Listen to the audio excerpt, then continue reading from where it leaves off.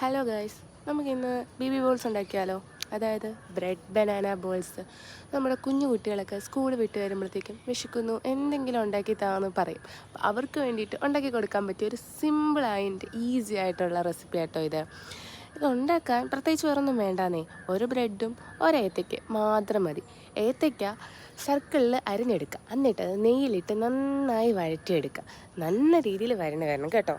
അതിന് ശേഷം നമ്മൾ എന്ത് ചെയ്യുക, ഇത് ഒരു പാത്രത്തിലേക്ക് മാറ്റിയിട്ട് നന്നായിട്ട് ഉടച്ചെടുക്കണം. ഏത്തയ്ക്ക നല്ല രീതിയിൽ ഉടഞ്ഞു വരണം. ഓക്കെ, ഞാനപ്പോൾ പാത്രത്തിലോട്ടിട്ട് നന്നായിട്ട് ഉടച്ചെടുക്കുകയാണ്. ഇനി ഇതിലേക്ക് നമ്മൾ ബ്രെഡ് പൊടിച്ചതാണ് ഇട്ട് കൊടുക്കാൻ പോകുന്നത്. ഞാൻ ബ്രെഡ് മിക്സിയിലൊന്നും ഇട്ടല്ല പൊടിക്കുന്നത്. ഈ ഒരു സാധനം കണ്ടോ, നമ്മൾ സവാളയൊക്കെ അരിയാൻ ഉപയോഗിക്കുന്നതാണ്. അപ്പം ഇതിലോട്ടിട്ടാണ് ഞാൻ പൊടിച്ചെടുക്കുന്നത്. ഇതിൽ പെട്ടെന്ന് പൊടിഞ്ഞ് കിട്ടും കേട്ടോ. ഇനി ഇതിലേക്ക് ബ്രെഡ് പൊടിച്ചതിട്ട് കൊടുക്കുക. എന്നിട്ട് ഞാൻ കുറച്ച് തേങ്ങയും കൂടി ഇടുന്നുണ്ട്. നിങ്ങൾക്ക് വേണമെങ്കിൽ ഇട്ടാൽ മതി കേട്ടോ തേങ്ങ. ഇനി വേണമെങ്കിൽ നിങ്ങൾക്ക് നട്ട്സോ എന്ത് വേണമെങ്കിലും ആഡ് ചെയ്യാം.